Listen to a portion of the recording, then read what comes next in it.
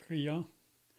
Notre Dieu et notre Père, nous voulons encore venir devant ta présence avant que cette réunion commence, afin que tu puisses donner l'aide aux frères qui vont apporter le message de l'Évangile ce soir. Nous réalisons que le jour de grâce se continue, que la porte du ciel est toujours ouverte et que le Seigneur Jésus encore appelle le pécheur. Venez à moi, vous tous qui êtes fatigués et chargés, et je vous donnerai du repos. Il a pu dire aussi, je suis le bon berger. Le bon berger donne sa vie pour ses brebis. Donc ce soir, nous voulons te prier ta bénédiction sur le message qui sera apporté. Tu sais, tous ceux qui sont présents pour être sous l'écoute de ce message, et tu sais aussi ceux qui n'ont pas encore répondu à l'appel. Donc on te prie que tu vas ouvrir l'entendement ce soir à tous ceux qui sont présents. Comme le Seigneur Jésus pouvait dire souvent dans les évangiles, celui qui a des oreilles pour entendre, qu'il entende. Donc sois avec notre frère maintenant dans le message qu'il va apporter au nom du Seigneur Jésus. Amen.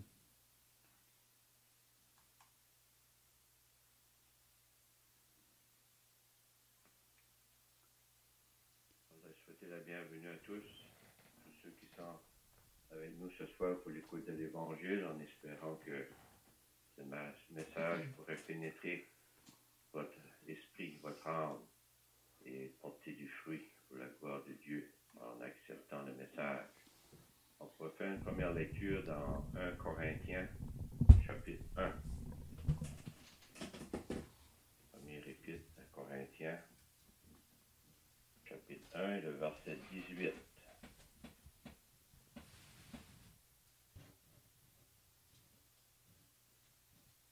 Car la prédication de la croix est une folie pour ceux qui périssent, mais pour nous qui sommes sauvés, elle est une puissance de Dieu. Je vais lire un autre passage dans la première épître de Jean, chapitre 5. 1 Jean 5, c'est du verset 11.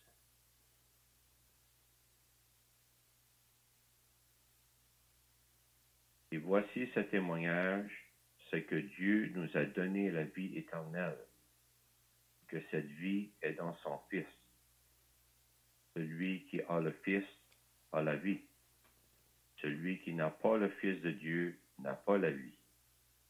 Je vous ai écrit ces choses afin que vous sachiez que vous avez la vie éternelle, vous qui croyez au nom du Fils de Dieu. C'est tout ce qu'on va lire en comptant que Dieu va bénir sa sainte parole. Dans le premier passage qu'on a lu dans 1 Corinthiens chapitre 1, verset 18, il y a deux choses vraiment importantes à réaliser, deux choses qui sont vraiment opposées l'une à l'autre. Il y a des personnes qui périssent, il y a des personnes qui sont sauvées.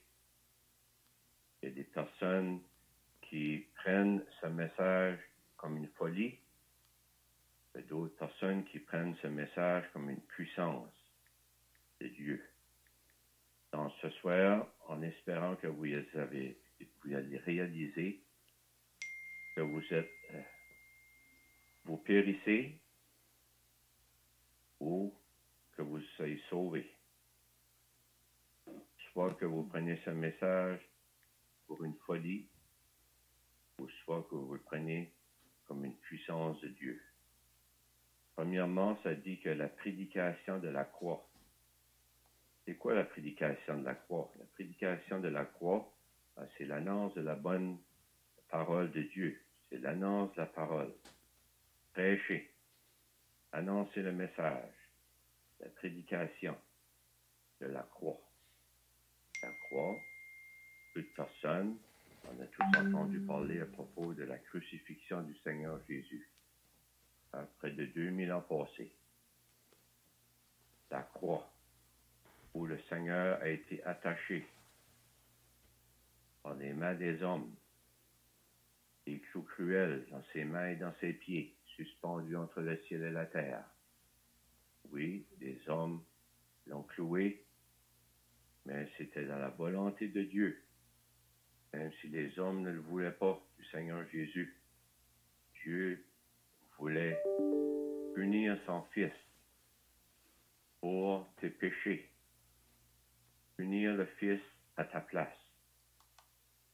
Donc ce soir, beaucoup de personnes pensent que la prédication de la croix est une folie.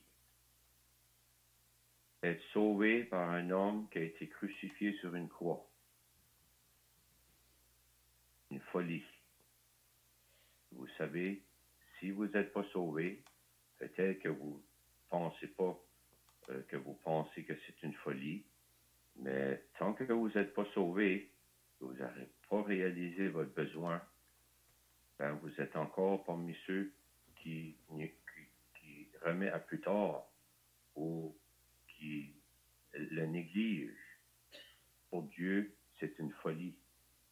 C'est une folie de mettre cela à plus tard, le salut de votre âme.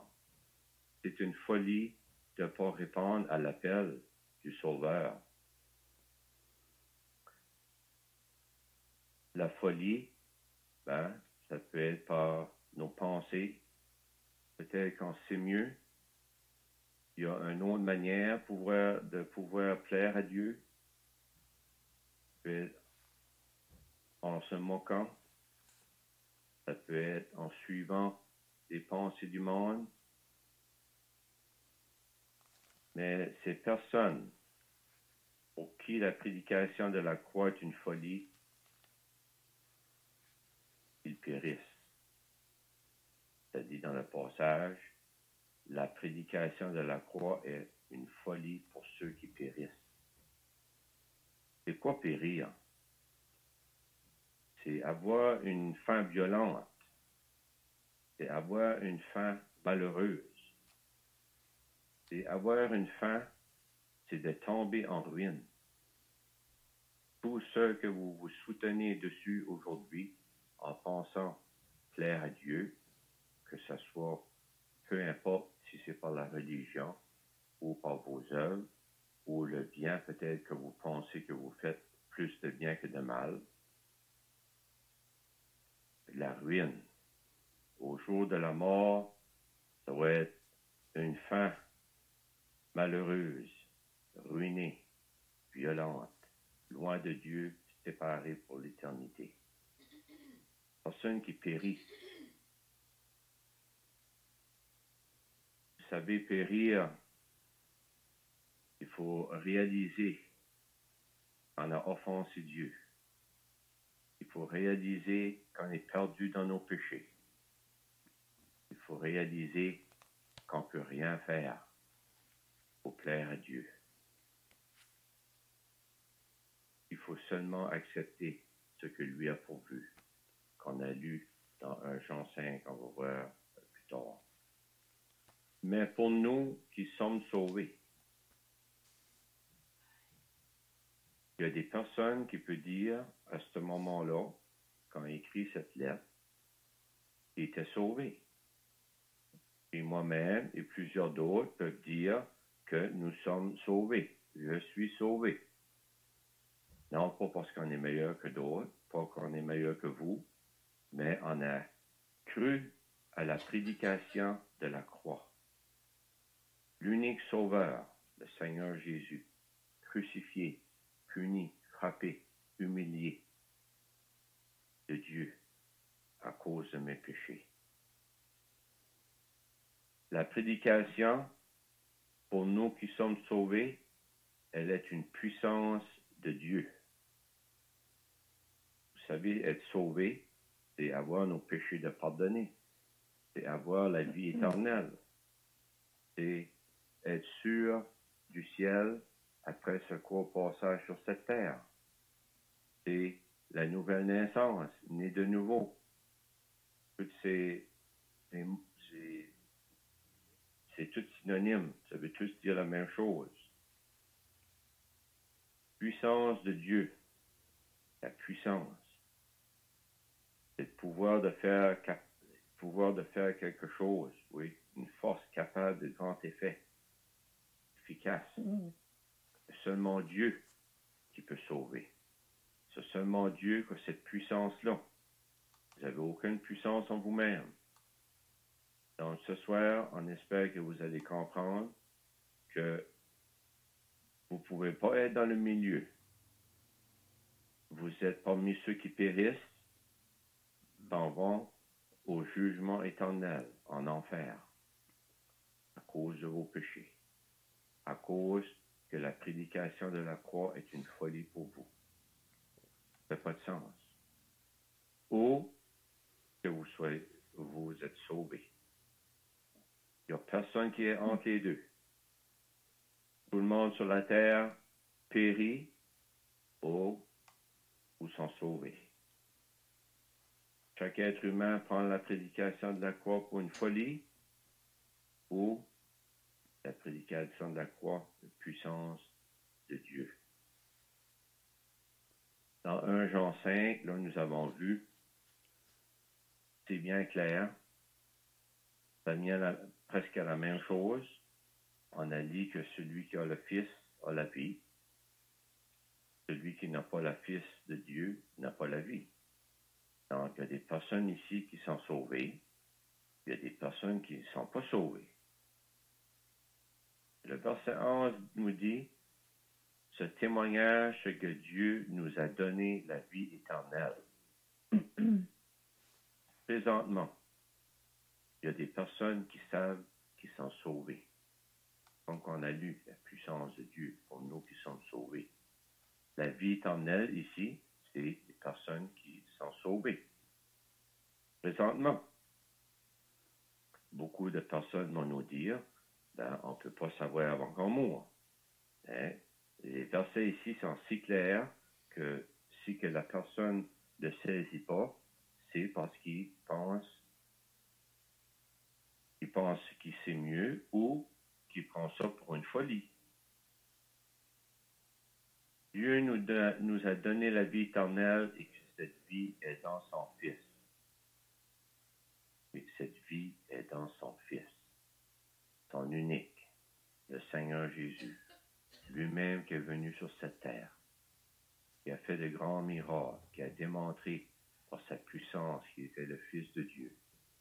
C'est lui-même qui a été à la croix pour prendre notre châtiment qu'on méritait. On aurait dû être séparés de Dieu éternellement à cause de nos péchés. Mais voilà que le Seigneur a dit, je vais venir prendre ta place. Je vais être puni à ta place. Accepte-moi. Et dans tes péchés, viens, je suis ton sauveur. Il est venu à ton secours. Pourquoi pas l'accepter ce soir? Verset 12 dit, celui qui a le Fils a la vie. Pas celui qui a une religion a la vie, ni celui qui va à la messe a la vie, non plus celui qui va à la confesse a la vie, rien de tout ça. Celui qui fait une bonne vie a la vie, celui qui a le Fils a la vie. Une seule chose est unique, c'est une personne, le Fils de Dieu, le Seigneur Jésus. Celui qui a. Donc, pour être sauvé, pour avoir la vie éternelle, il faut avoir un moment dans ta vie que tu as eu le Fils de Dieu, que tu l'as reçu. Oui, moi je m'en souviens très bien de moi, le 32 juin en 95. Et tous ceux qui sont sauvés, ils savent le moment ça leur a arrivé. Celui qui a le Fils. C'est pas celui qui sait l'histoire de la croix. Non, il faut l'avoir. Et pour l'avoir, il faut le recevoir. Et pour le recevoir, ben, il faut le demander. Il faut le chercher de tout votre cœur. Celui qui a le Fils a la vie. Mais regardez bien. Celui qui n'a pas le Fils de Dieu n'a pas la vie. Peu importe de quelle couleur que tu es, de quelle nationalité que tu es, Dieu ne fait pas de favoritisme. Il ne parle pas de ça dans la parole. C'est celui qui n'a pas le Fils de Dieu n'a pas la vie. Celui qui a le Fils a la vie. Peu importe la langue, peu importe ton origine, d'où tu viens, ton éducation, peu importe. Dieu met ça vraiment simple. Si tu as le Fils, tu l'as reçu comme ton sauveur, tu as la vie sauvée, pardonnée de tes péchés. Celui qui n'a pas le Fils de Dieu n'a pas la vie. Donc, c'est extrêmement sérieux. Ce soir, je ne sais pas qu'est-ce que tu penses, mais ce message-là est vraiment simple dans ces passages-là qu'on a lus. As-tu le Fils? C'est oui ou c'est non. Tu as le Fils, tu as la vie éternelle. Tu es sauvé. Tu n'as pas le Fils, tu n'as pas la vie. Tu péris. Tu vas être loin de Dieu pour l'éternité, dans les flammes et les tourments. C'est pas moi qui le dis, c'est la parole de Dieu qui le dit. Puis Dieu ne peut mentir. Dieu est saint. Dieu veut que tu saches que tu peux être sauvé aujourd'hui. Tu as le choix. Le choix est à toi. Moi, je ne peux pas faire le choix pour toi. On peut prier pour toi, mais Dieu force personne. Dieu a donné le plus grand cadeau, ton Fils. Il a été à la croix, prouvant son amour pour toi, pour sauver ton âme. Le plus grand des cadeaux, Dieu veut te donner gratuitement. Tu as simplement à te tourner, vouloir te repentir. Ça veut simplement dire se détourner de tes péchés et se tourner vers Dieu tel que tu es, un pécheur perdu, demandant à Dieu sa grâce, ce que tu ne mérites pas. Tu ne mérites pas d'avoir tes péchés pardonnés. Tu ne mérites pas d'aller au ciel. Mais Dieu veut te le donner. Tu es réel et sincère. Dieu veut sauver ton âme. C'est merveilleux. Quel grand message. C'est pour ça que la prédication de la croix, c'est une bonne nouvelle. Mais il faut accepter la mauvaise nouvelle, premièrement. Il faut accepter le verdict de Dieu. Dieu dit que tous ont péché et sont privés de la gloire de Dieu. Donc, c'est clair, on a tous péché, impossible.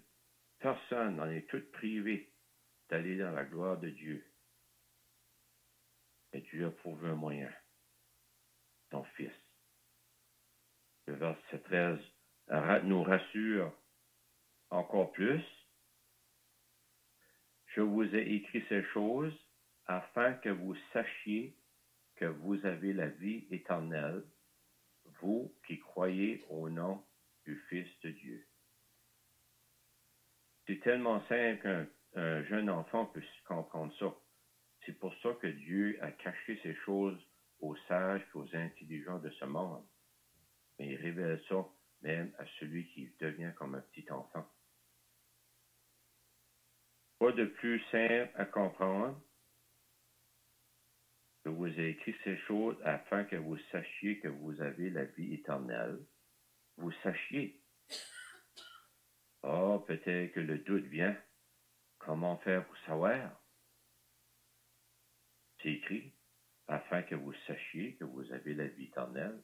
Dieu le déclare, la personne qui a le Fils de la vie, il est sauvé. Afin que vous sachiez. Maintenant, toute personne peut savoir ce qui est sauvé présentement. C'est Dieu qui révèle. Vous avez tout à perdre en en restant dans vos péchés. En prenant ce message comme une folie, vous allez périr pour l'éternité. Mais vous avez tout à gagner en acceptant la prédication de la croix. Le Seigneur Jésus, à la croix, il a souffert intensément, que même on lit dans la parole que sa langue s'attachait à son palais. Son cœur se fondait comme de la cire. Il pouvait compter tous ses os. C'est à cause de toi, à cause de tes péchés, à cause de moi, à cause de mes péchés. Oh, chers amis, ce soir, on espère que vous allez comprendre la simplicité du message. Celui qui a le Fils a la vie. Celui qui n'a pas le Fils de Dieu n'a pas la vie. Et ça termine en vous qui croyez au nom du Fils de Dieu. Non, il n'y a pas question de religion. Vous qui croyez au nom du Fils de Dieu. Non, ce n'est pas à celui qui croit à une telle doctrine, celui qui croit dans une telle religion, celui qui croit à peu importe qu'est-ce que vous pouvez penser, c'est de croire au nom du Fils de Dieu, le seul et unique Sauveur, celui que Dieu nous dit qu'a tant aimé le monde. Dieu t'a tant aimé, il a donné son Fils unique, afin que tous ceux qui croient en lui ne périssent pas, mais qu'ils aient la vie éternelle. Dieu ne veut pas que personne périsse. Il ne veut pas que tu sois dans les tourments, dans les flammes pour l'éternité. Mais si tu résistes, ou si tu remets à plus tard, ou si tu continues à douter de ce message, oh le malheur qui t'attend pour l'éternité. On ne voudrait pas être à votre place en mourant dans vos péchés après avoir entendu ce message et le négliger, le mettre de côté pour jouir peut-être pour un temps dans ce monde en vous plongeant dans le péché ou peut-être en pensant, moi je vais faire une meilleure vie à partir de maintenant, que je vais essayer de tout faire pour plaire à Dieu. Non, c'est un insulte, cher ami. Celui qui a le Fils, t'apprends le Fils, qui a payé si chèrement le rachat de ton âme à la croix, en donnant sa vie, en espérant ce soir que tu vas accepter ce si grand sacrifice. Le Seigneur Jésus a versé son sang à la croix. Le sang de Jésus nous purifie de tout péché, ça nous dit. Sans effusion de sang, il n'y a pas de pardon. Donc, peu importe ce que vous voulez faire, ça ne fonctionnera pas pour plaire à Dieu. Dieu était le seul qui pouvait pouvoir et fournir le besoin pour le salut de ton âme. C'est pour son Fils. Donc, ce soir, on espère que vous allez saisir la prédication de la croix va devenir pour vous la puissance de Dieu. Oh, c'est merveilleux lorsque un pauvre pécheur se tourne vers Dieu, repentant, sincèrement, en voulant être délivré de ses péchés et que Dieu le sauve. Je vous dis, c'est un moment inoubliable. C'est un moment si réel. C'est Dieu qui sauve l'âme. C'est pour cela que